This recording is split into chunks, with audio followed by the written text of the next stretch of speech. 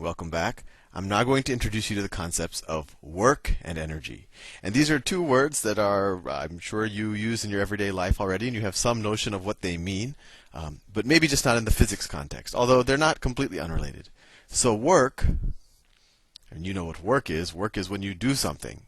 You go to work, you make a living. In physics, work is, and I'm going to use a lot of words, and they actually end up being kind of circular in their definitions. But I think when we start doing the math, you'll start to get at least a slightly more intuitive notion of what they all are. So work is energy transferred by a force. So I'll write that down. Energy transferred. And I got this from Wikipedia because I wanted a good, I guess, relatively intuitive definition. Energy transferred by a force. And that makes reasonable sense to me, but then you're wondering, well, I know what a force is. You know, force is mass times acceleration, but what is energy?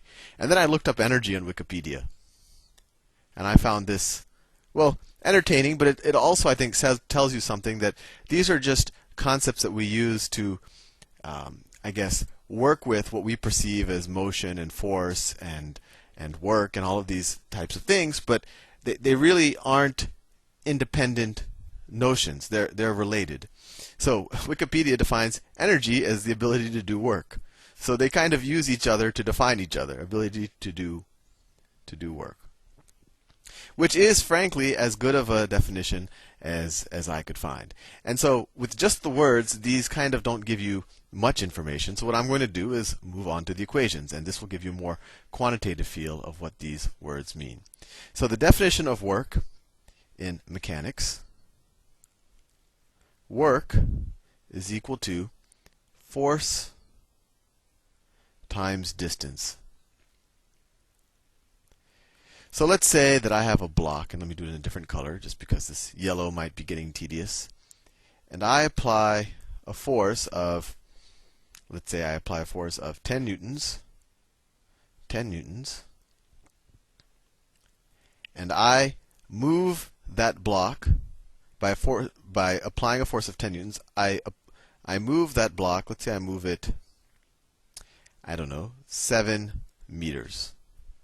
7 meters. So the work that I applied to that block, or the energy that I transferred to that block, the work is equal to the force, which is 10 newtons, times the distance, times 7 meters. And that it would equal 70, 10 times 7, Newton meters.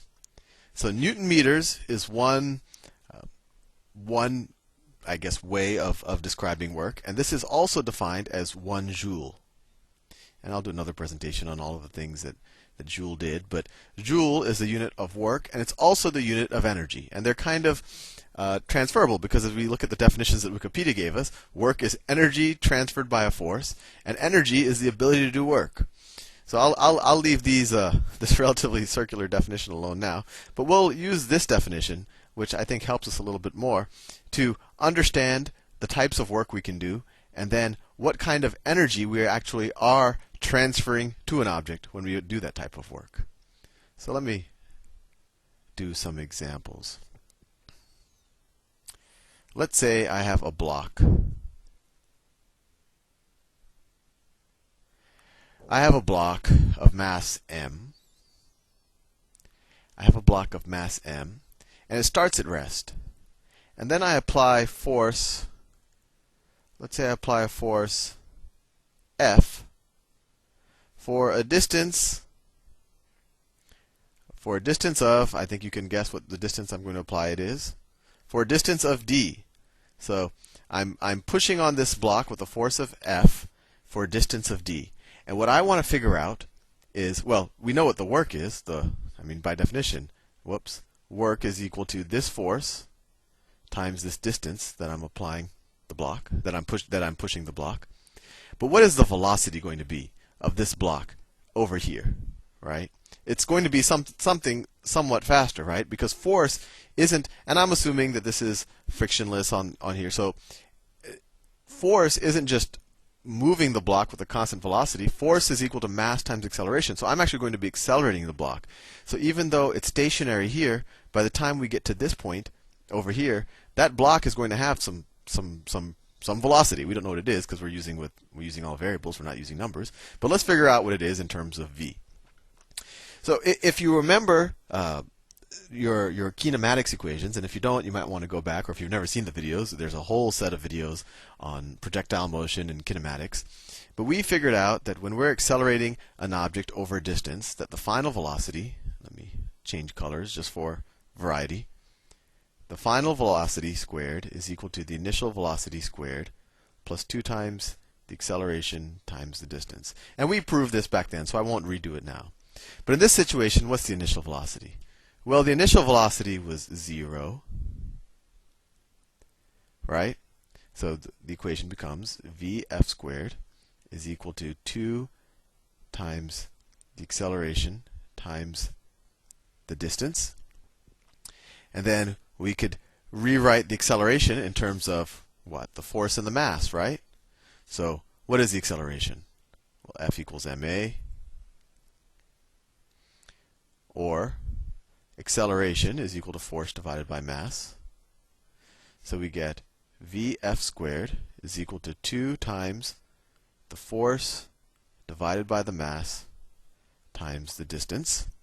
And then we could take the square root of both sides if we want, and we get the final velocity of this block at this point is going to be equal to the square root of 2 times force times distance divided by mass. And so that's how we could figure it out. And there's something interesting going on here. There's something interesting in what we did just now. Do you see something that looks a little bit like work? Well, sure. You have this force times distance expression right here. Force times distance right here. So let's write another equation. If we know the given amount of velocity something has, if we can figure out how much work needed to be put into the system to get to that velocity, well, we can just replace force times distance with work, right? Because work is equal to force times distance. So let's go straight from this equation because we don't have to re-square it. So we get vf squared is equal to 2 times force times distance. That's work. Took that definition right here. 2 times work divided by the mass. Let's multiply both sides of this equation times the mass. So you get mass times the velocity. And we don't have to write, I'm going to get rid of this f because we know that we started at rest and that the velocity is going to be, let's just call it v. So m times v squared is equal to 2 times the work, or let's divide both sides by 2, or that the work is equal to mv squared over 2. Just divided both sides by 2. And of course, the unit here is joules. So this is interesting. Now, if I know the velocity of an object, I can figure out, using this formula, which hopefully wasn't too complicated to derive, I can figure out how much work was imputed into that object to get it to that velocity. And this, by definition, is called kinetic energy. This is kinetic energy. And once again, the definition that Wikipedia gives us is the energy due to motion, or the work needed to accelerate from an object from being stationary to its current velocity. And I'm actually almost out of time, but what I will do is I will leave you with this formula, that kinetic energy is mass times velocity squared divided by 2, or 1/2 mv squared. It's a very common formula. And I'll leave you with that, and that is one form of energy. And I'll leave you with that idea. And in the next video, I will show you another form of energy. And then I will introduce you to the law of conservation of energy, and that's where things become useful, because you can see how one form of energy can be converted to another to figure out what happens to an object. I'll see you soon.